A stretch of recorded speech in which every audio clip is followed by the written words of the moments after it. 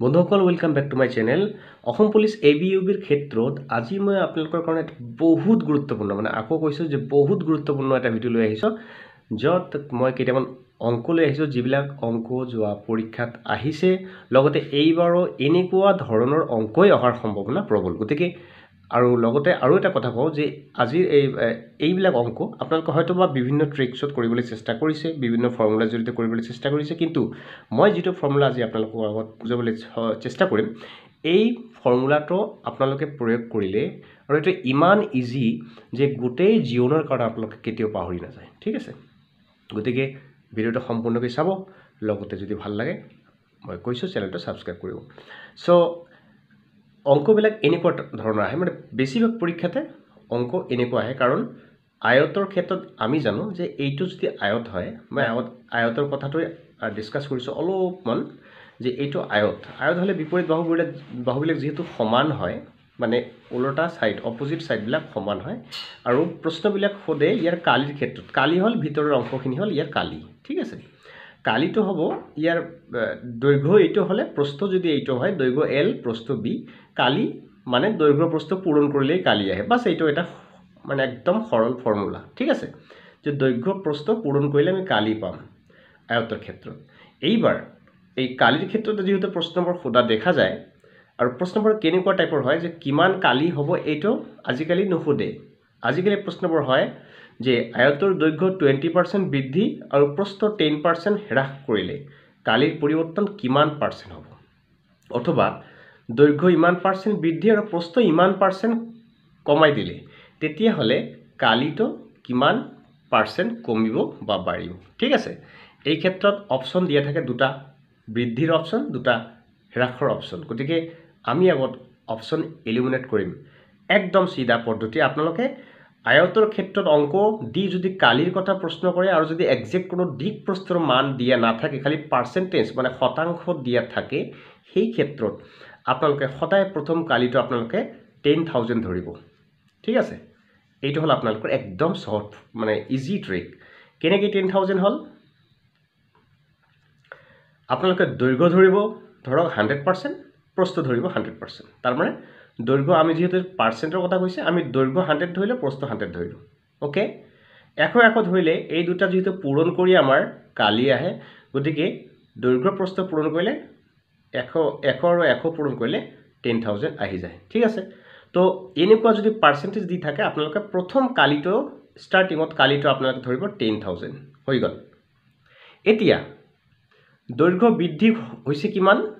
20% তাৰ আগত আছিল দৈৰ্ঘ্যটো 100% এতিয়া বাঢ়িল 20% তেনেহলে 100 ৰ লগত যদি আমি 20 প্লাস কৰো কিমান পাৰ্সেন্ট হ'ব 120 ঠিক আছে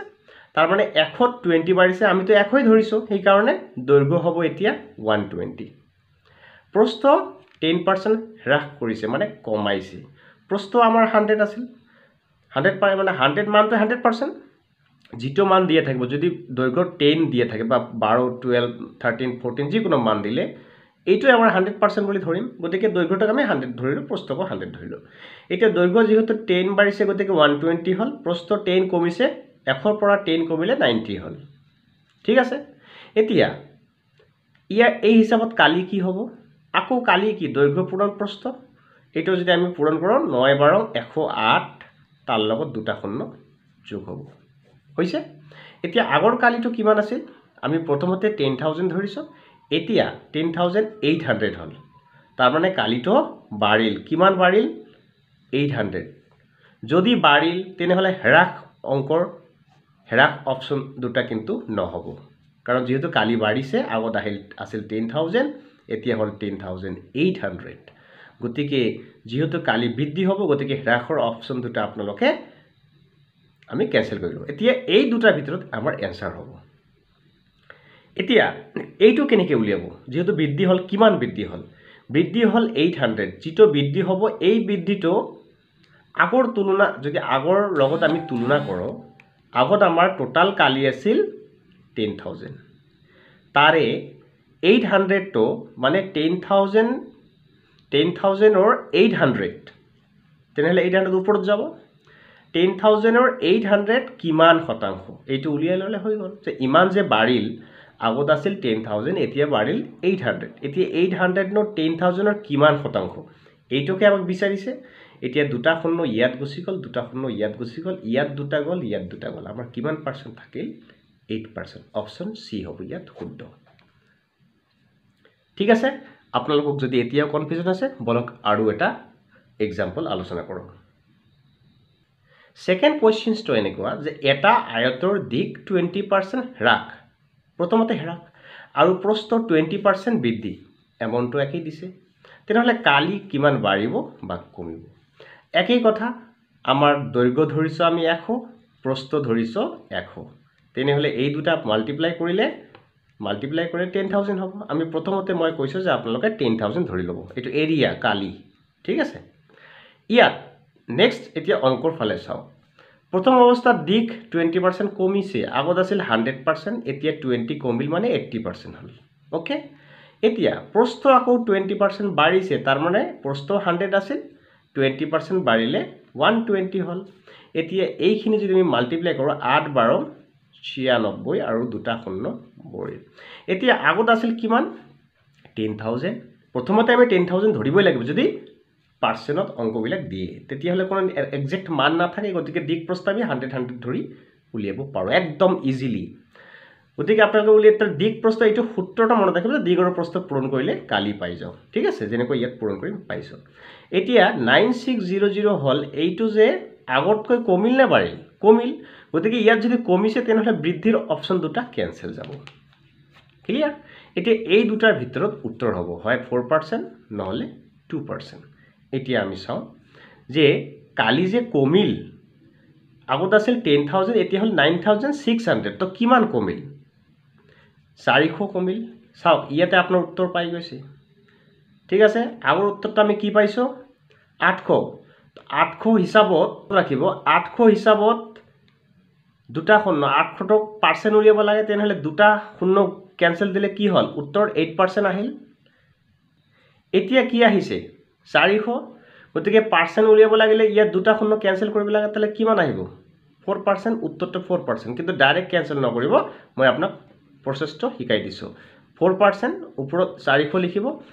আৰু আগত যেটা আমি প্ৰথমতে ধৰিছো এটো তলত লিখিব আলটিমেটলি ক্যান্সেল হৈ গলে আমাৰ কিন্তু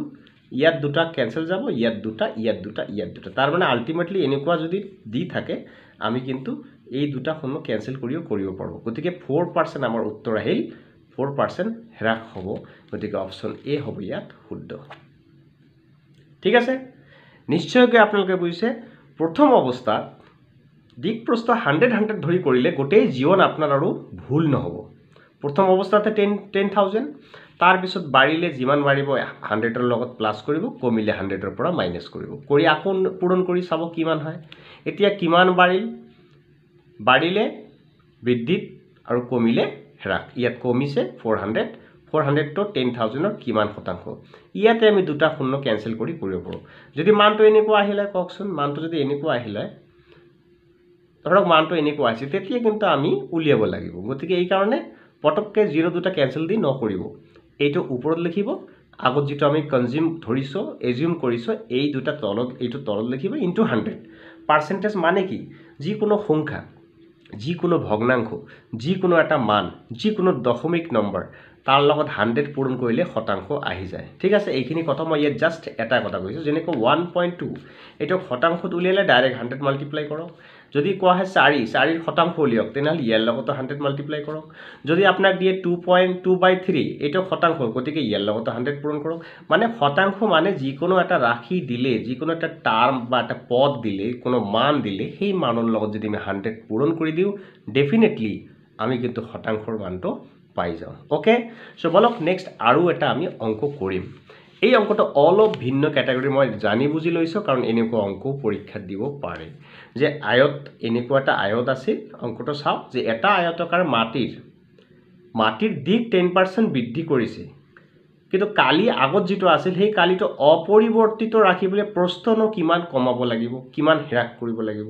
মনত ৰাখিব এইটো সেম কন্ডিশন যেহেতু কোনো নিৰ্দিষ্ট মান দিয়া নাই আমি দৈৰ্ঘ্য 100 প্ৰস্থ 100 ধৰি ইয়াৰ কালিটো আমি পাই গলো 10,000 এইটো হল আমাৰ মেইন ফৰ্মুলা 10,000 আহি গ'ল ওকে এতিয়া কৈছে যে কালিটো ইয়াৰ দিকটো 10% বৃদ্ধি কৰিছে গতিকে 110 হল দিক ওকে এতিয়া প্ৰস্থ কিমান কমালে কালিটো 10,000 থাকিব মনত ৰাখিব কথাষাৰ যে প্ৰস্থ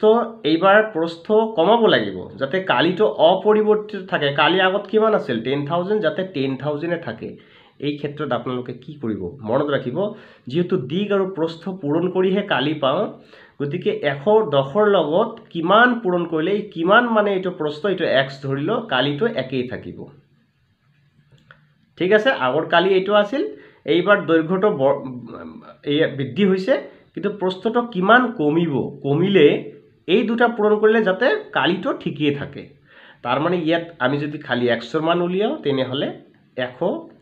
এই 10,000 ক 110 দি ভাগ কৰিব মুঠৰ ওপৰত মেইন কথাষাৰ ইয়াত ফৰ্মুলা ইনপুট হল আপোনালোকে চিন্তা নকৰিব ইয়াত যেহেতু মাটিৰ দিকটো বৃদ্ধি পাইছে গতিকে 100 ৰ লগত 10 প্লাস কৰিলে 110 হয় এই 110 এৰে এইটো ভাগ ডাইৰেক্ট কৰিলে আমি প্ৰস্থ পাই যাম এতিয়া যদি আমি এটা ভাগ কৰি দিও তেনেহলে কিমান আহিব কওকচোন ইয়াত থাকিল 1000 ইয়াত থাকিল 11 প্ৰথম অৱস্থাত যদি ভাগ কৰক 100 লব লাগে এই 100 ক 11 ৰে ভাগ কৰিলে 9 বাৰ যায় 99 হল থাকিল 1 টো গৈ এই শূন্যৰ কাষত বহি গল বহি যোৱাৰ লগে লগে তাৰ মানে ধৰক শূন্যটো তললৈ নমাই আনিলো নমাই আনাৰ পিছতো ভাগ না যায় 11 ৰে গতিকে ইয়াত এটা শূন্য আহিব যদি ভাগ না যায় তাৰ পিছতে আপোনালোকে দশমিক লব পাৰে কিন্তু ইয়াত যেটো মানটো দশমিকত দিয়া নাই আমি দশমিকত না যাম যেটো বাকি থাকিল এইটো আমি কত বহাম মানে যেহেতু না যায় ভাগ ধৰক এইটো এনেকুৱা হল 10/11 এনেকুৱা আহিল ওকে 10/11 আহিল প্ৰস্থ আছিল আগত 100 এতিয়া প্ৰস্থ পালো 90 out of 90 and 10 out of 11 okay এইটো এটা মিশ্ৰ ভগ্নাংশ এতিয়া প্ৰস্থ কিমান কমিল আমাক কৈছে প্ৰস্থটো কিমান কমাব লাগিব আগত আছিল 100 এতিয়া হল 90 90 কৈ অলপ বেছি তাৰ মানে কিমান কমিল 90 কৈ অলপ বেছি আছে মানটো তাৰ মানে 10 কৈ কম হ'ব তাৰ মানে 100% পৰা 90% কৈ অলপ বেছি মানে 10% কৈ অলপ কমিছে 10% হলে কি ইয়াত 10% এক্সাক্ট মানটো নহব 20% টো নহব 11 তো নহবই কাৰণ মানটো যেটো 90 ওপৰত আছে তাৰ মানে 100 পৰা 90.1 হলো আমাৰ কমিব 9 পইণ্ট সামথিং গতিকে অপচন সি ইয়াত শুদ্ধ হৈ আছে ঠিক আছে এনেকুৱা টাইপৰ অংক কিন্তু পৰীক্ষাত দিব পাৰে মনত ৰাখিব যে কালি অপৰিৱৰ্তিত ৰাখিবলৈ দিক কিমান কমাব লাগিব বা বঢ়াব লাগিব যিকোনো এটা বঢ়া কমা দিয়া থাকিলে অপৰটো এটা বাঢ়িলে এটা কমিব এটা কমিলে আৰু এটা বাঢ়িব গতিকে ইয়াত যেহেতু দিকটো বাঢ়িছে গতিকে প্ৰস্থ কমিব কমাৰ ক্ষেত্ৰত এই ইমানবোৰ অপচন দিয়া আছে এতিয়া প্ৰস্থৰ মানটো ইমান পালো 90 কৈ ওপৰত মানে মনত ৰাখিব 100 ৰ পৰা 90 পইণ্ট সামথিং মানে কি 9 পইণ্ট সামথিং কমিল গতিকে 9 পইণ্ট সামথিং তো ইয়াত তেনেকুৱা দিয়া নাই এই অপচন 9 and 1 আউট অফ 11 গতিকে এইটো 9 and 111 গতিকে এই অপচনটো হ'ব ইয়াত শুদ্ধ গতিকে আপোনালোকক কেনেকুৱা লাগিছে যদি নিশ্চয় ভাল লাগিছে চেনেলটো সাবস্ক্ৰাইব কৰিব ইয়াৰ পিছতে এনেকুৱা টাইপৰ অংক ধাৰাবাহিকভাৱে আপোনালোকে পাই থাকিব okay so thank you for watching this video